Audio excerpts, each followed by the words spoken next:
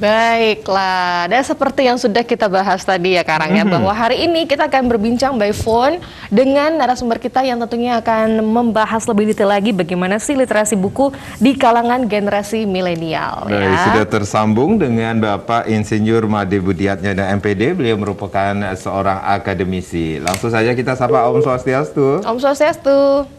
Halo, selamat pagi Bapak Budi. Baik, kita Sudah masih bergabung. berusaha untuk menghubungi beliau. Nah, Betul. kalau Santi dulu kan waktu sekolah sering ke perpustakaan nggak? Sering banget ke perpustakaan, jadi biasanya memanfaatkan Apa yang waktu istirahat. dilakukan di perpustakaan? Itu mencari buku-buku referensi ya kan, biasanya kan kalau kayak tugas-tugas dan yang lainnya itu kan Oke. butuh referensi ya dari buku-buku. Nah biasanya di jam istirahat tuh manfaatin Itu waktu perpustakaan sekolah ya? perpustakaan sekolah itu gitu. Tapi kalau misalnya seiring berjalannya waktu ya kan, perpustakaan itu dikunjungi untuk mencari beberapa data-data seperti itu, Karang. Oke, kayaknya sudah tersambung dengan Bapak Budiatnyana. Om Swastiastu, Om selamat Swastiastu, pagi Bapak. Swastiastu, selamat pagi Bapak-Bapak dan Ibu. Iya, selamat pagi, oke. Bapak. Gimana Sehat kabar selalu. Pak? Sehat selalu Pak Nge?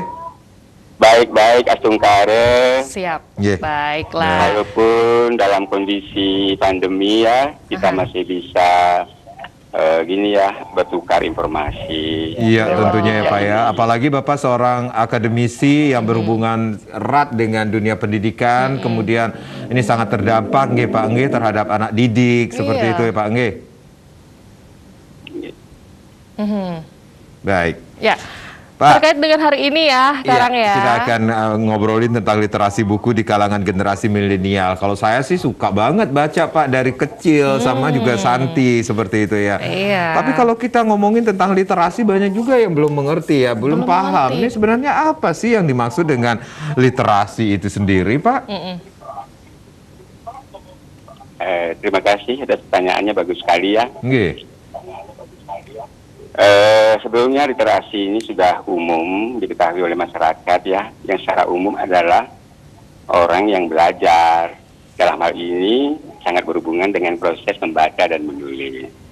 Tentunya dalam hal sekarang ini literasi itu sudah mulai digunakan dalam arti yang lebih luas, yaitu suatu kemampuan untuk mengidentifikasi, memahami, mengartikan, kemudian ada mencipta, mengkomunikasi, menghitung, dan mengembangkan potensi dalam diri, hingga berpartisipasi dalam kehidupan masyarakat. Itu adik-adik.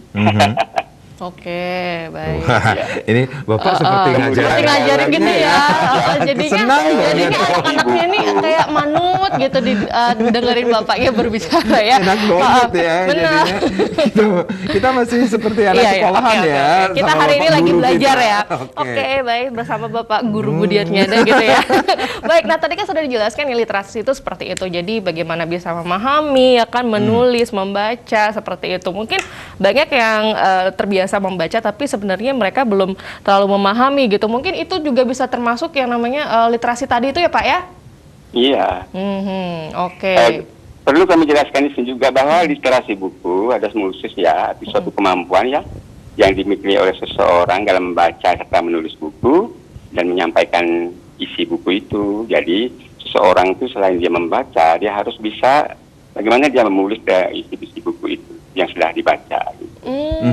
Berarti kalau kita ngomongin tentang literasi itu ada beberapa contohnya Pak. Karena Bapak tadi mengatakan ini ada literasi buku. Berarti ada literasi yang lainnya juga yang harus kita ketahui. Iya.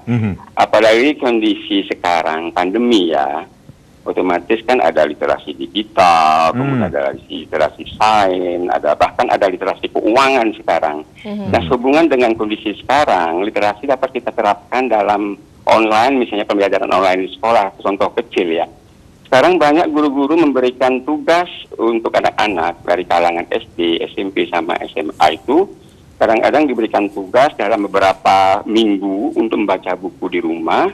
Kemudian ada juga guru mengharuskan anak itu menulis buku yang telah dibaca, bukan mengetik atau apa. Ada juga yang suruh mengetik, kemudian guru itu memberikan suatu format untuk menulis, Misalnya di sana ada kolom nanti nomor, kemudian ada tanggal berapa dia membaca buku, hari apa, kemudian selanjutnya dia buku apa yang dia tulis, dia pelajari buku, dia baca, kemudian apa isinya, siapa pengarangnya juga ada.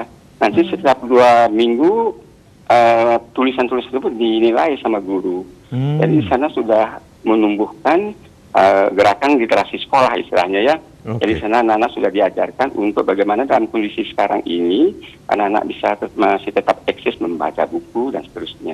Jadi secara digital juga di sini kita harus menginformasikan pada generasi muda kita milenial sekarang, karena literasi digital itu kadang-kadang kalau kita salah memberikan informasi pada anak, jangan sampai dia membaca suatu artikel-artikel ataupun buku-buku yang memang dijual di luar jalur dia, maksudnya di luar apa ya, karena kan banyak sekarang ditakwat ya di media artikel itu, sehingga kita harus sebagai pendidik tentunya memberikan arahan pada anak-anak, tugas-tugas pada anak-anak, setidaknya dia harus membuat suatu gerakan literasi ini dengan membaca di artikel boleh, kemudian membaca buku seterusnya yang paling utama yang harus kita lakukan, karena di zaman era sekarang itu membaca buku bagi anak-anak yang muda kita sekarang nggak menurun karena arus globalisasi sekarang ya, kemajuan teknologi atau IT di bidang IT, sehingga mengharuskan kita sebagai pendidik itu bagaimana merangsang, memotivasi para generasi muda itu untuk gemar membaca dengan buku-buku yang harus kita informasikan pada anak didik kita. Gitu. Ya. Oke. Jadi ini mengingatkan kita lagi ya waktu zaman-zaman sekolah dulu ya. Betul. Disuruh baca buku, kemudian silakan diringkas. Diringkas, seperti itu. Nah, berarti itu tujuannya ternyata ya. Iya betul. Oke. Seperti itu Kak Pak, kalau zaman-zaman Karang sama Santi benar. seperti dulu.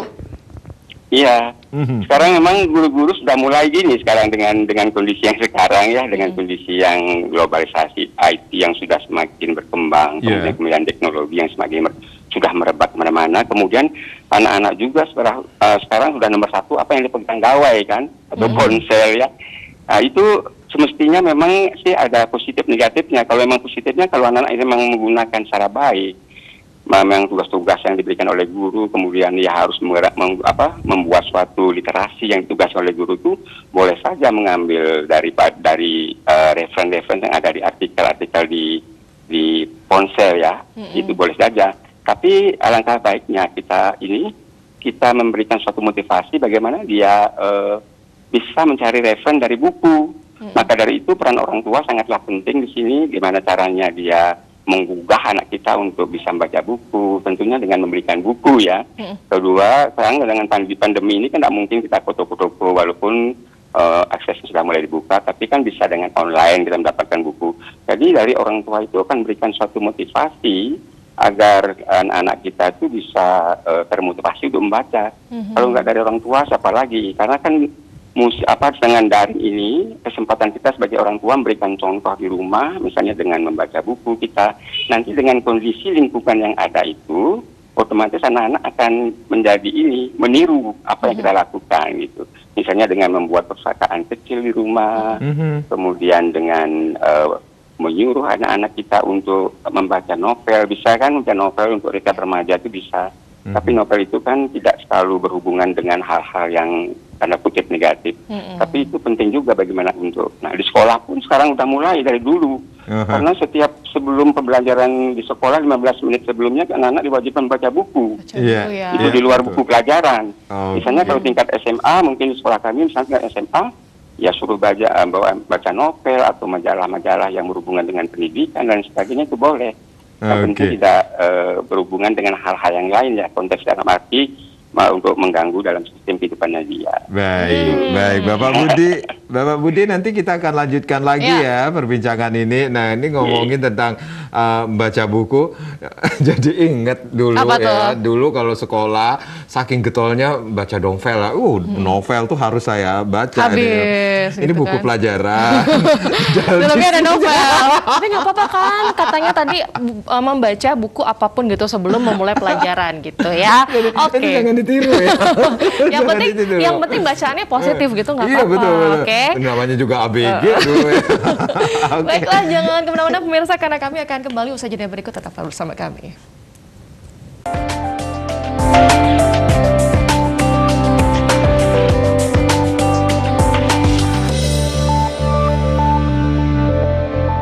Ya, kita lanjutkan lagi ya perbincangan kita dengan Pak Budiatnyana yang membahas tentang literasi buku di kalangan generasi milenial. Masih bersama kami ya Pak ya?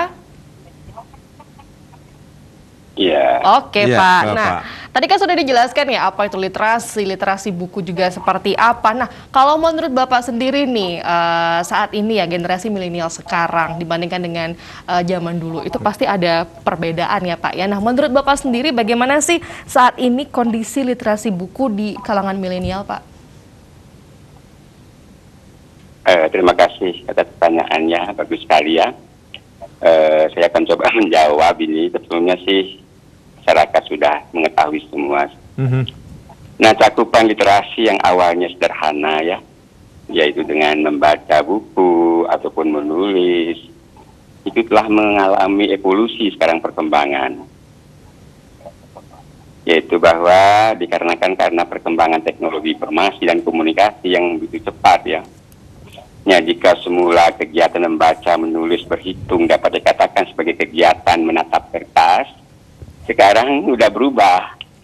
Dengan kemajuan teknologi itu, anak-anak sudah banyak, sekarang sudah lebih bergeser menjadi kegiatan menatap layar kaca, kemudian layar komputer atau laptop, dan sebagainya. Itu yang membedakan secara kondisi sekarang yang ini. Yang harus kita sekarang persiapkan adalah bagaimana kita sebagai pendidik tentunya memberikan suatu motivasi ataupun arahan-arahan pada diri kita bahwa dalam perkembangan sekarang ini yang sudah maju ini tentunya harus pandai-pandai menggunakan ini dalam hal literasi. Kita milih mengutamakan literasi buku ya, karena di dalam buku itu sudah jelas referensinya. Kalau lewat digital kan kadang-kadang ada suatu sumber-sumber yang tidak jelas itu. Yeah. Itu kita harus luruskan pada didik kita dengan cara bagaimana dia bisa memilah-milah suatu sumber belajar yang memang betul-betul dapat kita pakai acuan untuk belajar, karena ada beberapa sumber belajar yang tidak ada ininya. Misalnya blog itu kan tidak ada referensi yang memang mendukung kepastiannya.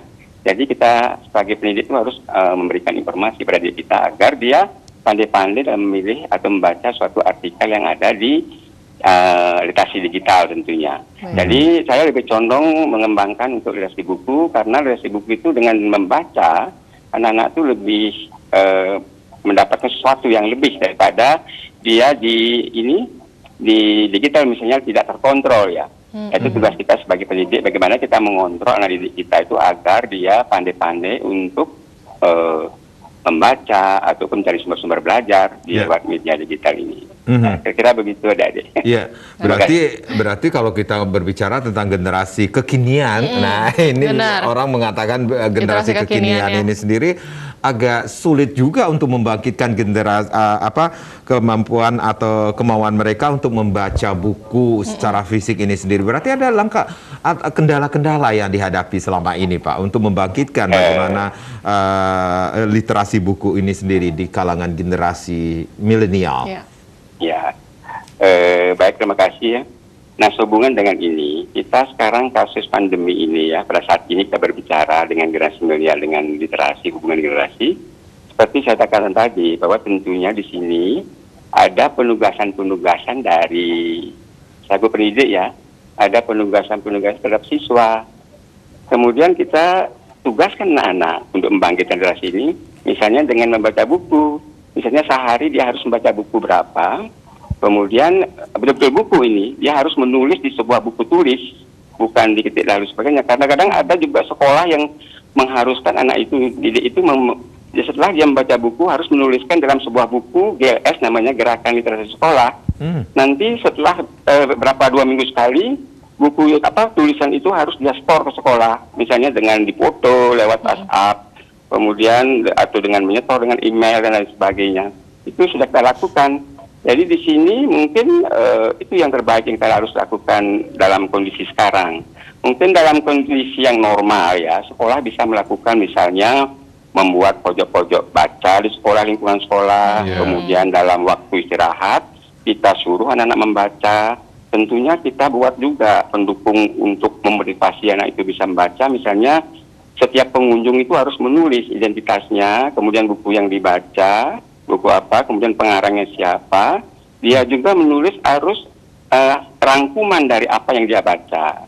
Nah setelah itu biasanya kami di sekolah kami setelah semesteran kita berikan story kepada anak-anak yang sering mengunjungi perpustakaan itu. Walaupun dalam jam istirahat misalnya kurang lebih 15 menit sampai 20 menit ya, anak-anak itu pasti ada yang ini, walaupun dari awalnya peminatnya sedikit, lama-kelamaan karena sudah terbiasa dia, karena lingkungan tadi saya bilang itu, sudah terbiasa dengan lingkungan itu, akhirnya lama-kelamaan dia akan semakin meningkat minat baca anak-anak.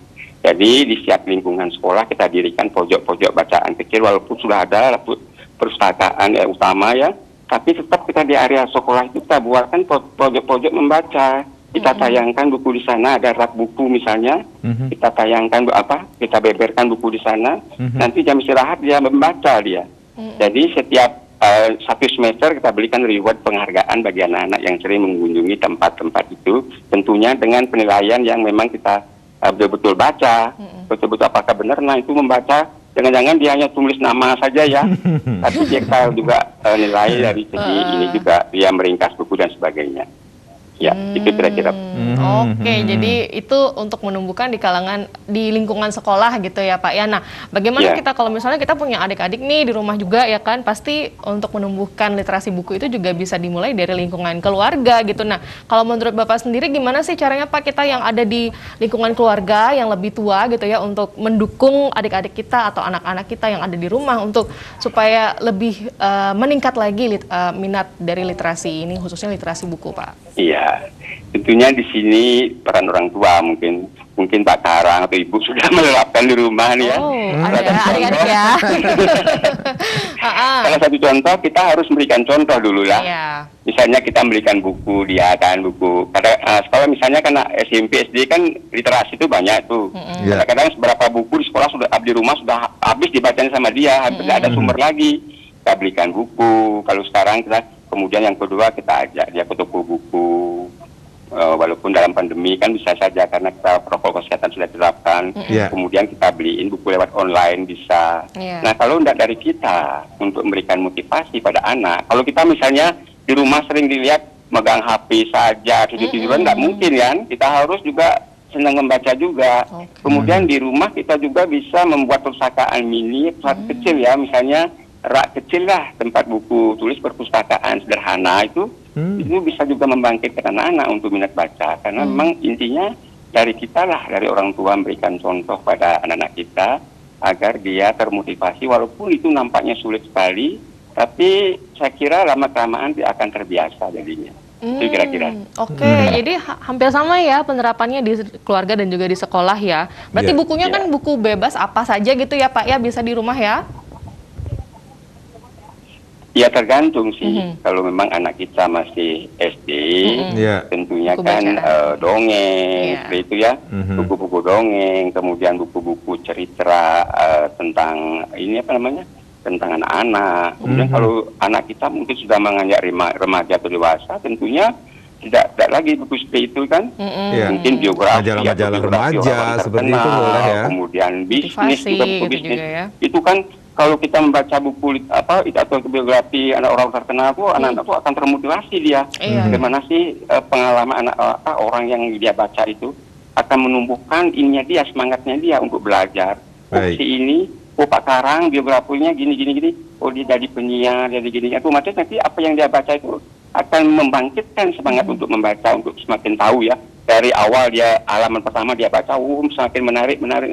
Oh Pak Karang gini, posisinya gini, akhirnya.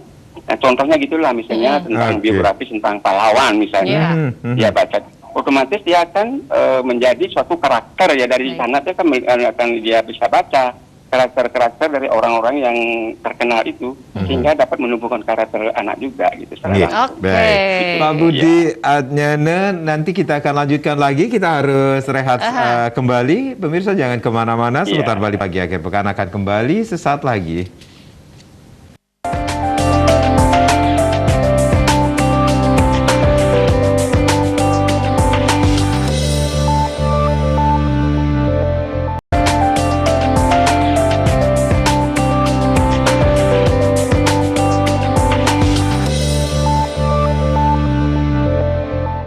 Baik, Anda yang baru saja bergabung bersama kami di Seputar Bali Pagi Akhir Pekan, kita masih berbincang-bincang mengenai bagaimana literasi buku di kalangan generasi milenial, masih bersama seorang akademisi sekaligus pendidik. Ini ada Bapak Insinyur Imade Budiatnyana MPD. Masih bersama kami tentunya Pak Budi.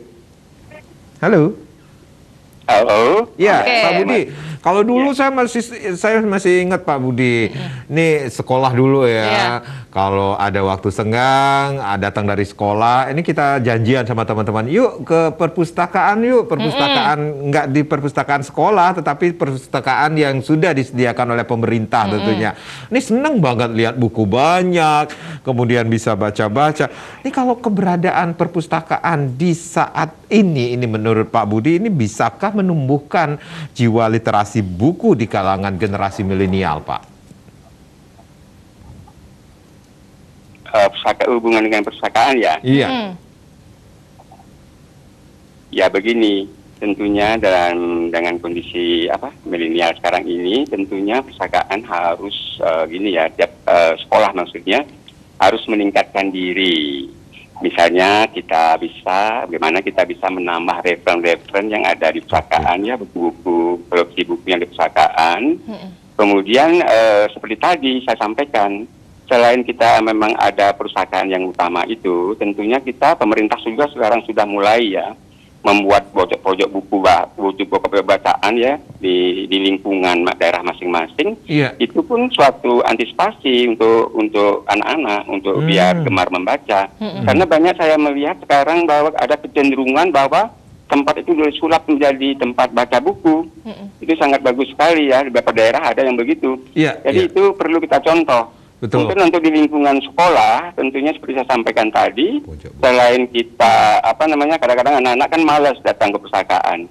Makanya kami harus menyiapkan media yang lain, bagaimana agar media itu bisa menarik. Tentunya kami buatkanlah pojok-pojok bacaan selain perpustakaan induk itu, kita buatkan pojok-pojok bacaan di setiap lingkungan sekolah, sehingga dia dengan mudah bisa aksesnya lebih mudah ya, karena dibandingkan dia contohnya misalnya istirahatnya cuma 15 menit ya, kalau menuju perpustakaan ya sudah habis waktunya. Sekarang kalau kita siapkan dia di luar perpustakaan tadi, di lingkungan sekolah masing-masing, tentunya dalam 15 menit itu dia bisa gunakan sambil duduk dia di sana dengan teman-teman membaca. Karena selain kita siapkan pojok bacaan, kita juga siapkan ruang baca juga, ada di sana tempat-tempat untuk membaca. Ya, mengambil buku di sana, di rak buku yang ada di pojok sekolah, hingga dia bawa ke tempat baca. Itu juga bisa membantu anak-anak untuk membangkitkan motivasi membaca itu. Ya. Oke. Dulu juga masih ingat nggak ada tuh? perpustakaan keliling seperti itu? Iya, ada Iya, perpustakaan keliling juga ya dulu ya. Tapi sekarang keberadaannya gimana ya perpustakaan keliling itu? Masih ada nggak ya? Iya, apalagi kalau kita hubungkan dengan masa pandemi saat ini ya. Betul ya. Oke, nah mungkin banyak juga yang bagi sebagian orang gitu ya, khususnya di generasi milenial, dan saya juga salah satunya gitu ya. Karena sekarang sudah banyak juga Pak toko-toko buku gitu, jadi kita bisa membaca di sana juga. Nah, apakah sama gitu Pak keberadaan perpustakaan itu dengan adanya toko-toko buku saat ini yang juga ada tempat untuk memperbolehkan membaca di sana gitu Pak? Sepertinya udah ada ya. Contoh misalnya ada kan rumah pintar ya. Iya, Rumah salah pintar di Kecamatan Pasangan ada rumah pintar. Tentunya selain dia menyiapkan segala literasi buku ataupun literasi digital ya, di sana anak-anak bisa nangkring di sana. Wifi juga free, kemudian anak-anak juga bisa membuat tugas dengan teman-temannya di sana. Emang sudah ada nih dari pemerintah, khususnya di Kota Bahasa sudah ada. Jadi hal-hal yang lain di sana teman-teman kami sudah mulai bergerak juga untuk bagaimana kita membuat suatu GLS, Gerakan Literasi Sekolah di sekolah masing-masing. Ini teman-teman kita sama yang di lingkungan Denpasar itu sudah semakin besar membuat suatu gerakan literasi sekolah. Dalam hal ini yang saya sampaikan tadi itu, dia sudah membuat pajangan-pajangan buku, kemudian bisa menugaskan anak-anaknya juga untuk membaca buku di luar, seperti misalnya perpustakaan yang ada di Bali, di Denpasar khususnya ya. Itu sangat penting bagi kita untuk menumbuhkan rasa atau minat untuk membaca buku di kalangan generasi muda kita. Baik, tentunya sudah ada ya bisa peran pemerintah di sini juga untuk membangkitkan mencintai buku ya, bisa dikatakan demikian. Bahkan dulu saya pernah membaca buku merupakan jendela informasi dunia, seperti itu ya. Nah, ini tentunya sebagai seorang akademisi, seorang pendidik, tentunya Bapak punya harapan Pak di tengah berkembangnya dunia IT ini saat ini sendiri, bagaimana menumbuhkan, mencintai dan mengembangkan literasi buku di kalangan generasi milenial, Pak Budi. Nah, harapan kita tentunya ya kegiatan membaca ini jadikan suatu kebiasaan. Karena membaca adalah salah satu cara untuk menambah wawasan dan pengetahuan. Jangan sering menggunakan waktu luang kita untuk melakukan hal-hal yang sia-sia ya. Tapi isilah waktu luang kita dengan membaca, itu aja harapan saya. Jadi satu hari itu disempetin untuk membaca buku, seperti itu Pak? Iya, karena terus terang saja di semua lini sekolah yang ada di Indonesia, bahkan di Bali khususnya ya, hampir semua guru menugaskan anak-anaknya untuk menulis literasi membaca, kegiatan membaca, itu pun harus dikumpul setiap 2 minggu sekali. Dia sudah membuat udah dikasih link sama gurunya kan, suatu ini yang harus dia tulis, harus dia baca, kemudian itu dikumpul setiap 2 minggu sekali. Akhirnya ada suatu saat guru atau sekolah memberikan reward pada anak-anak. Siapa yang paling banyak mendapatkan membaca ini ya, tentunya dengan selektif ya, bukan sembarang membaca, itu akan diberikan reward, penghargaan pada sekolah. Ini sudah kita laksanakan. Terlebih lagi dalam kondisi pandemi sekarang adalah pelajaran online, itu kita harus terus memotivasi dia agar dia tidak menggunakan waktunya dengan sia-sia. Kan bisa saja, karena kita sebagai guru tentunya karena anak-anak belajar daring di rumah, kita nggak tahu gimana apa yang dilakukan di rumah, otomatis kita harus berkomunikasi dengan orang tua agar ada kerjasama antara kita dengan pihak orang tua, sehingga tahulah aktivitas anak-anak di sekolah itu. Tapi saya lihat belakangan ini hal itu sudah ada, karena kita sudah secara ini ya memberikan tugas pada anak-anak. Bahkan saya menyarankan agar guru sekali-sekali janganlah terlalu memberikan secara ini saja, dia harus menampilkan tulisan juga gitu, agar dikirim lewat WhatsApp misalnya, lewat soal. Kan kadang-kadang sekarang kan banyak Google Form macam-macam, tapi kami juga menyarankan agar dia juga menampilkan apa yang dia tulis, karena literasi itu kan membaca dan menulis. Tentunya kalau anak-anak sekarang jarang menulis, mungkin suatu saat kan zaman dulu kan banyak kali orang tua kita mungkin tulisannya bagus-bagus ya. Mungkin dengan digital sekarang itu anak-anak kan jarang menulis tentunya. Itu jangan-jangan anak-anak tulisannya tidak ada bagus-bagus sekarang dengan pandemi ini ya. Jadi kita harapkan nanti di sekolah itu anak-anak selain dia tugaskan untuk menampilkan tulisannya, kita juga menugaskan untuk membaca buku setiap hari, setiap 2 minggu sekali. Kita harus anak-anak itu harus mengumpulkan tugas-tugas dia gitu. Itu sebagai tugas wajib di sekolah. Ya, baik, terima kasih Bapak. Tentunya luar biasa ya perbincangan kita hari ini. Terima kasih banyak sudah memberikan informasi yang luar biasa, dan nggak terasa sudah di sesi akhir perbincangan kita, Pak. Terima kasih banyak sekali lagi sudah bergabung. Mudah-mudahan nanti bisa berkunjung ke Bali TV ya, dan lebih detail lagi untuk menjelaskan terkait dengan literasi buku ini ya. Pandemi ini cepat berlalu ya. Jadi kita bisa bertatap muka langsung ya Pak Made Budiatnyana ya. Kalau ngomongin tentang menulis indah, ini saya jagonya loh. Dulu kalau ulangan bisa-bisa tulisan saya 8, nilai matematika tulisan 8, IPA saya dapat 6. Tapi kelihatan dari tulisannya juga ya sekarang. Terima kasih Pak Budiatnyana. Baik, kita masih memiliki informasi satu lagi ya. Tapi tentunya setelah yang berikut ini.